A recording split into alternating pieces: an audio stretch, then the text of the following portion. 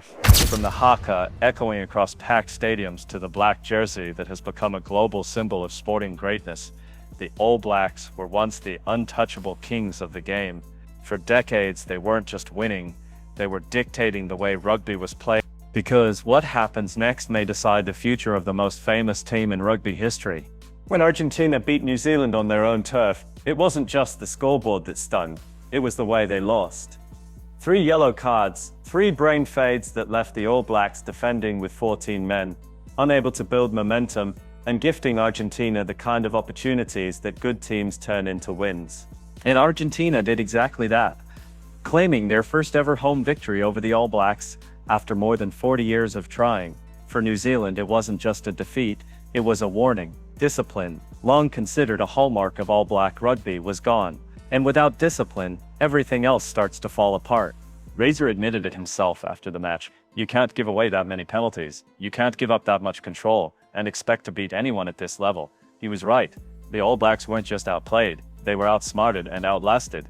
What makes it sting even more is that this isn't new. Since 2019, discipline has been a recurring weakness. Cards, penalties at scrum time, reckless decisions under pressure. It's been a pattern, and if Razor can't fix it, no amount of tactical brilliance will matter, because rugby, at the end of the day, punishes lapses. The match in Buenos Aires on August 24, 2025 wasn't just a loss, it was history. Argentina, the Pumas, finally beating New Zealand at home. For Argentina, it was a watershed moment. For New Zealand, it was humiliation. What really cut deep was that Argentina didn't just sneak the win. They controlled large stretches of the match, looked more composed, and played with the kind of belief that New Zealand used to own. Fans back home didn't just complain, they panicked. Social media exploded with calls that the All Blacks had lost their aura. Former players like Justin Marshall didn't hold back either, slamming the performance as unacceptable, accusing the team of lacking passion, and criticizing Razor for looking too flat in his post-match interviews. Marshall said, "The All Blacks don't get out passion. That's not what this jersey stands for." And suddenly Razor wasn't just fighting to fix a team. He was fighting the weight of history itself. Scott Robertson's appointment was always controversial. Yes, he won 7 consecutive Super Rugby titles with the Crusaders. Yes, he's loved by players. Yes, he brings a lighter, more approachable style to coaching. But critics warned, Super Rugby is not Test rugby. After the Argentina loss, those critics had fuel. Was his easygoing, player-first style too soft for the brutal win-or-go-home world of Test rugby? Could his emphasis on connection and creativity actually translate into wins at the highest level? This wasn't just about one loss, it was about perception. If the All Blacks are losing and look emotionally flat under him, the knives will come out quickly. And in New Zealand rugby, the knives are always sharp. What made the Argentina defeat sting even more was what had come just before it. Only weeks earlier, the All Blacks had smashed France in a 3-test series, swept them clean, and then beaten Argentina in Cordoba. That win had vaulted them back to the top of the world rankings. For a moment, Razor was on top of the rugby world. But then bang, one bad night in Buenos Aires and all that momentum was gone. Suddenly the #1 ranking looked meaningless. The confidence shattered and the critics louder than ever. Even Razor has admitted it. The All Blacks are still searching for who they are. After years of Foster's predictable style, Robertson promised speed, creativity, and set-piece strength. But so far, it's been messy. Yes, they've tried to play faster. Yes, they've beefed up the forwards to match South Africa and Argentina's power, but the combination hasn't clicked. One week they look like the All Blacks of old. Free-flowing, ruthless, clinical. The next week they look like a team trying to remember who they are. And in Test rugby, identity isn't optional, it's survival. Because when you play the Springboks, the Pumas, or even Scotland, you don't just need talent, you need a game plan so ingrained it holds under pressure. And right now, the All Blacks don't have that. The question is, can Razor give it to them before the clock runs out? For decades, the All Blacks were rugby's gold standard. Their aura wasn't just about winning, it was about inevitability. Teams lined up knowing that when they stepped onto the field, they weren't just facing 15 men, they were facing history, legacy, and a standard so high that even coming close to them felt like an achievement. But that aura began to fracture. The turning point came after the 2015 Rugby World Cup. That tournament in England saw New Zealand at its peak, Dan Carter rolling back the years, Richie McCaw leading with authority, Ma Nonu carving through defenses, and a squad stacked with talent in every position. When they lifted that trophy, it felt like the end of an era, though few people realized just how quickly the cracks would show once the Giants stepped away. McCall retired. Carter left. Nunu and Conrad Smith headed abroad. Suddenly, the spine of one of the greatest teams ever assembled was gone. Steve Hansen, who had taken over from Graham Henry and carried the torch, stayed on, but even his brilliance had limits. The All Blacks still won plenty of matches, but the iron grip loosened. By the time Ian Foster took the reins in 2020, the cracks had widened into something closer to fault lines. Foster was never the popular choice. His tenure as Hansen's assistant had left many questioning his tactical innovation, and his results confirmed the doubts. Losses to Ireland, to Argentina, and a record defeat to South Africa, things once considered unthinkable became reality. And here's the part that stung most in New Zealand. The team wasn't just losing. They looked ordinary. The ferocity, the creativity, the sense of inevitability, it all felt dulled. In pubs from Auckland to Dunedin, you could hear the same conversations. Where's the magic? Where's the fight? The All Blacks still had world-class players, but something intangible was slipping away. That's when the change started. Not from the boardrooms first, but from fans, media, and ex-players. The name that kept coming up was Scott Robertson, Razor. Now, Razor wasn't an unknown in New Zealand rugby.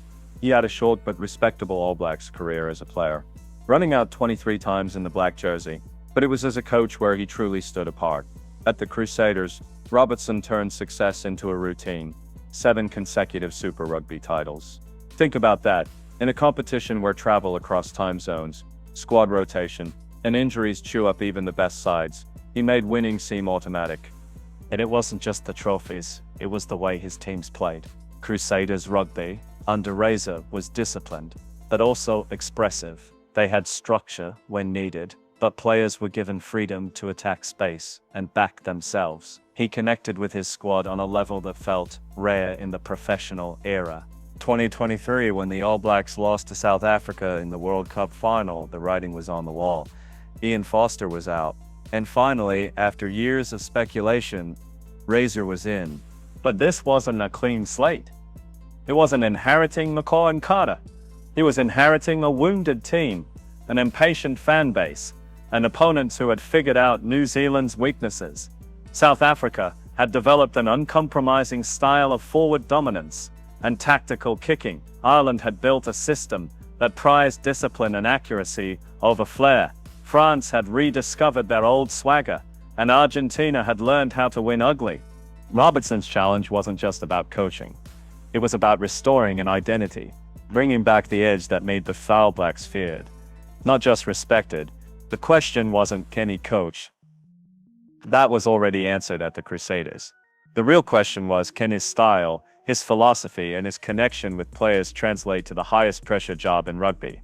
To understand what Robertson brings, you have to look at what he isn't. He isn't rigid. He isn't afraid to drop big names. He doesn't believe in one way of playing. He believes in adaptability. At the Crusaders, he rotated squads with ruthless clarity, not to punish but to challenge. Players knew that jersey wasn't guaranteed. Every week was a fresh battle for selection. That bred consistency. And that's exactly what the All Blacks needed. Consistency.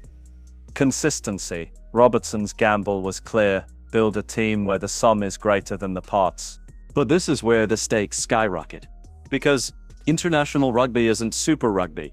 You don't get 16-20 games to build a season. You get a handful of tests, and every one of them is scrutinized like a trial. You lose to South Africa at Eden Park. The papers explode. You drop a game to Argentina. Questions about your job security start the very next day. And here's where it gets interesting. Robertson knows he doesn't have time. 2025 is looming as the defining year. These aren't warm-ups. They're verdicts. If he fails, and fails big, the narrative turns quickly. He was a Super Rugby coach, but couldn't handle the step up. If he succeeds, even partially, the All Blacks regain credibility.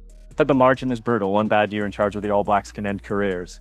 Razor's every selection, every tactical tweak, every halftime talk is under the microscope.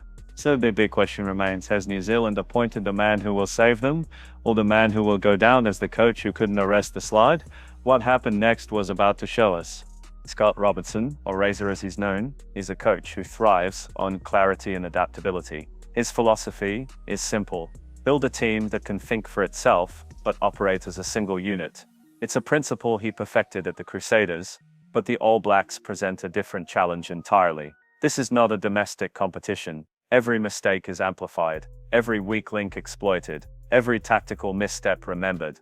One of Razor's first moves was to rethink selection strategy.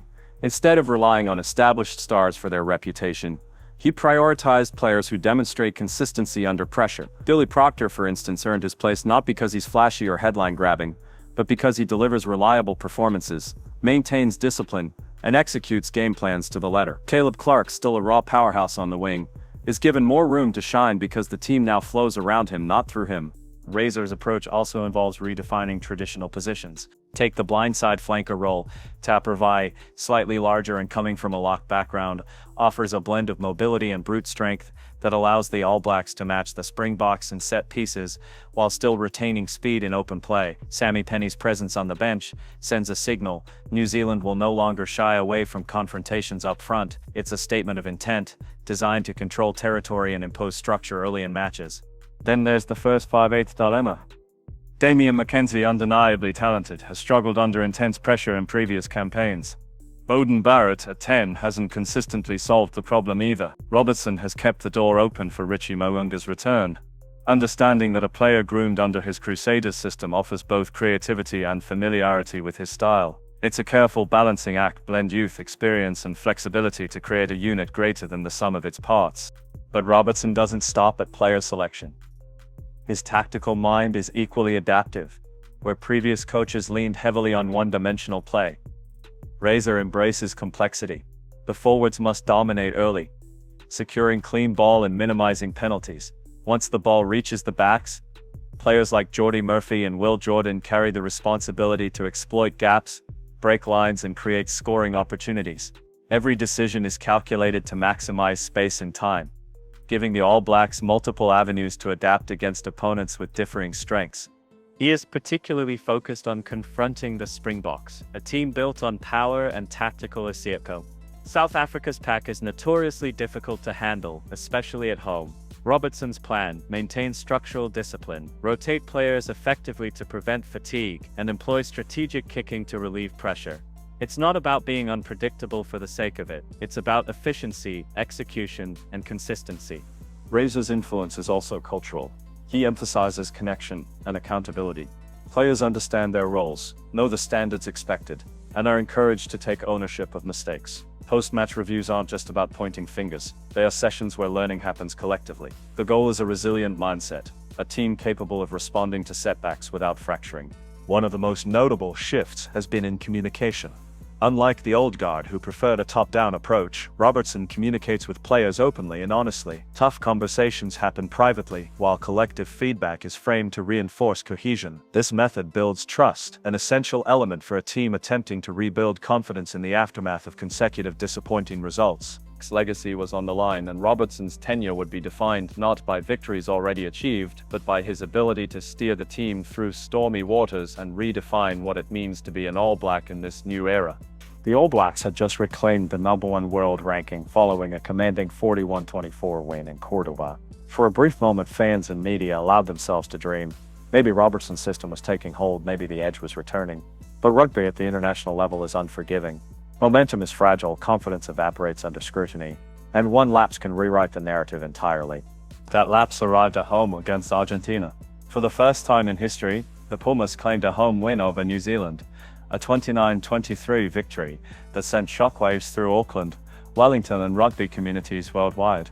The match exposed weaknesses that had been simmering beneath the surface. 3 yellow cards disrupted the All Blacks' rhythm, feeding Argentina's growing confidence and forcing New Zealand into an uphill battle that they could not overcome. Discipline, always a cornerstone of All Blacks rugby, had become a liability. Every breakdown, every offside, every missed tackle compounded the pressure, and the All Blacks were left scrambling. Criticism came swiftly. Former All Black Justin Marshall did not mince words, calling out coaching decisions and leadership approach. He suggested Robertson's post-match demeanor, calm, even emotionally flat, risked being perceived as a lack of accountability. In a country where rugby is woven into the cultural fabric, appearing unshaken after a historic home defeat invites questions about vision and temperament. For Robertson, it became not just a tactical challenge, but a leadership crucible. Yet despite the loss, there were glimmers of promise. The earlier victory in Cordoba had demonstrated the team's potential when discipline was maintained and execution precise. Robertson himself downplayed the #1 ranking's significance, signaling that he valued performance consistency over symbolic standings. This subtle approach was part of his overarching philosophy: focus on what can be controlled, adapt quickly, and prepare for the inevitable setbacks. However, the Argentina defeat also reinforced an uncomfortable truth. The All Blacks were still searching for a coherent identity. Robertson faces scrutiny on every front. The media, former All Blacks, and the fans. Even within the squad, competition for key positions like fly half between Damian McKenzie, Beauden Barrett, and Richie Mo'unga will test leadership, resilience, and squad unity. Robertson's ability to manage egos, nurture internal competition, and ensure cohesion will be as important as any tactical plan. The All Black strategy emphasizes balance. Physicality is matched with speed, set-piece control with backline creativity, and experience with emerging talent. Tactical shifts, such as moving Rico Eona to wing, integrating debutants, and adapting back row configurations, are all part of Robertson's vision. These choices are deliberate, designed not only to win games but to foster a team capable of evolving and thriving against the world's best.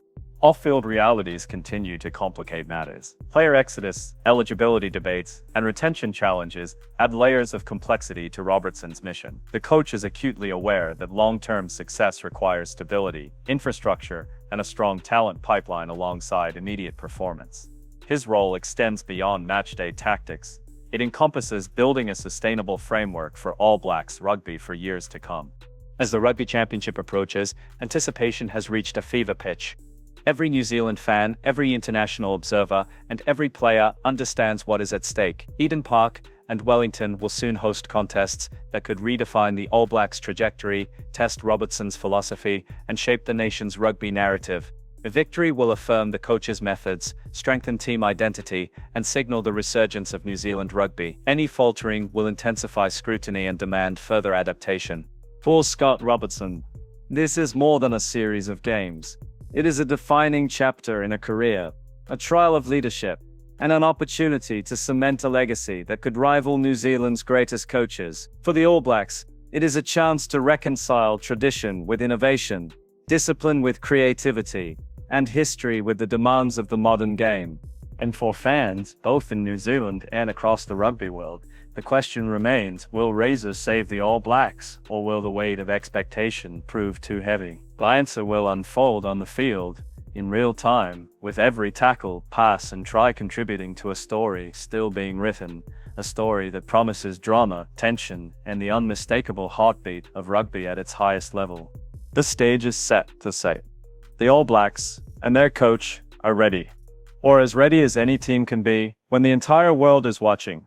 The next chapter in New Zealand rugby is about to begin, and the outcome will define not just a season, but an era.